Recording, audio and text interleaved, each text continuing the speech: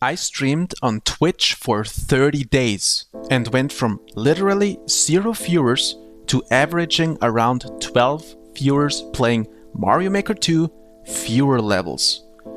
And honestly, on paper, that sounds pretty great, considering most people don't even get the average around 5 viewers. So, I should just keep grinding it, right? Well, there were 2 things I realized pretty quickly. Growing on Twitch is way more fun than people make it seem, but also way more limiting than people admit. At the start of this, I genuinely thought streaming was mostly about consistency. Like, if you streamed enough, improved over time, stayed live for long hours, eventually people would find you. But the reality is, when you first start streaming on Twitch, nobody can actually find you. You're sitting at the bottom of a category with 0 viewers, talking to yourself, pretending you're not consistently checking the viewer count every 15 seconds. And I'm not gonna lie, streaming to nobody is actually kind of mentally exhausting. You start overthinking everything. Am I boring? Am I talking too much? Not talking enough? Should I have more energy? Do I need a webcam? Should I be reacting more? You basically become hyper-aware of every second of silence. And I think that's why most people quit streaming early.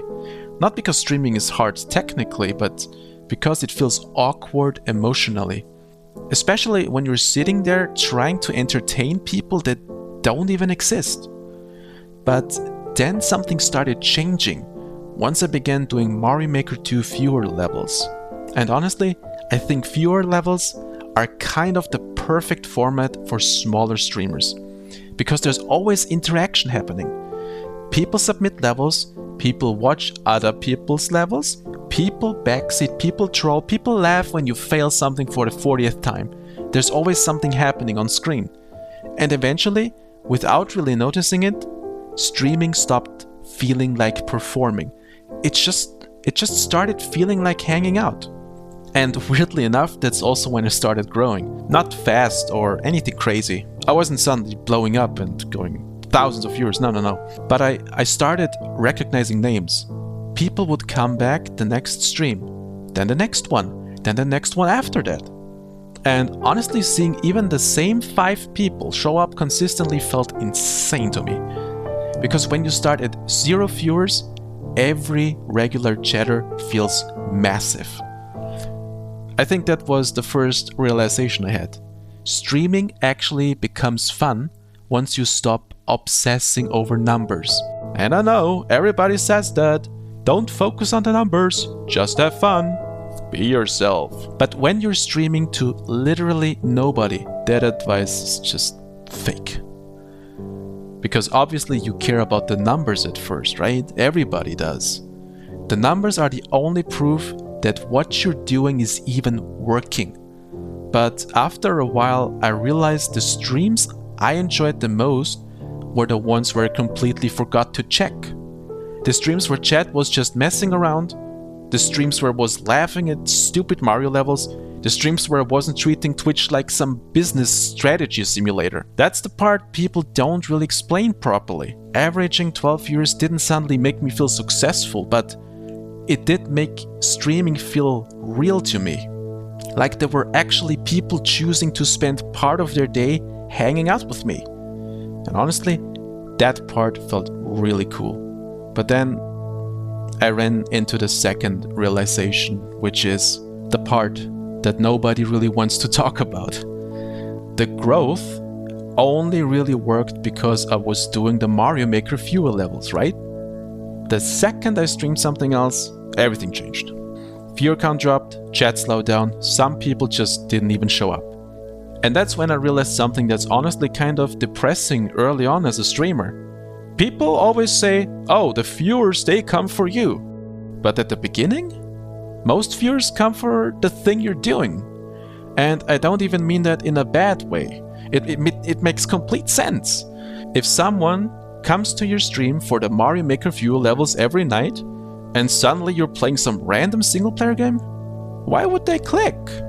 They came for the content first. And I think that's the harsh reality with Twitch growth. the more niche your content is, the easier it is to grow, but the harder it becomes to escape that niche later. Because Twitch heavily rewards consistency. Not just consistency in schedule, consistency in content. If people know exactly what they're getting when they click your stream, they're way more likely to come back. But the downside is you can accidentally train your audience to only care about that one thing. And honestly, I think that's why variety streaming is so difficult now, unless you already have an audience. People love the idea of being a variety streamers. I mean, I did too. You imagine playing whatever you want every day, people show up for your personality, but I think the reality is most streamers earn the ability to do variety way later. At the start, people usually grow because they become known for one specific thing. And once I realized that, Twitch started making way more sense to me. But then there's the other thing everyone tells small streamers to do, right? You need to make content outside of Twitch. And honestly, they're right.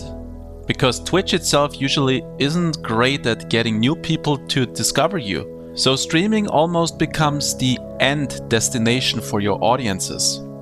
TikToks, Shorts, and YouTube videos become the discovery system. And once I understood that, streaming made way more sense to me.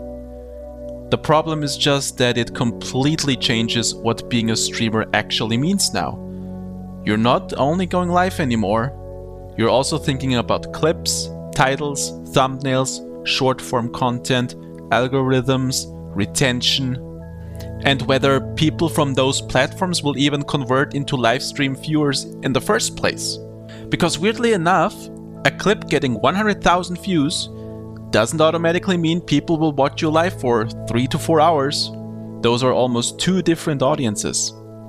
So after 30 days of streaming, I don't think Twitch growth is impossible, but I do think people romanticize it a lot. Because the fun part isn't really the numbers, it's the community part. It's recognizing names in chat, it's inside jokes, it's people showing up again, it's slowly building something over time. That part actually surprised me. But I also understand now why so many streamers feel trapped in certain games or niches. Because once something starts working, it becomes really hard psychologically to walk away from it. Especially when changing games suddenly cuts your viewership in half. And honestly, I still don't fully know what the right balance is. Maybe the answer is committing fully to one niche, or maybe it's accepting slower growth so you can actually enjoy what you play. I don't know yet. But I think after these 30 days, I stopped looking at streaming as how do I become successful? And started looking at it more like, can I build something I actually enjoy showing up for every single day? Because I think that's probably the only way streaming is sustainable long term. And honestly, that's probably the harsh truth. So, what will I do? The answer is obvious. I'll grind out Mario Maker 2 every single day, baby! Send me your level codes. Monday to Sunday, 14-hour streams till I become Mario himself. Maybe then, Toadette will finally recognize me.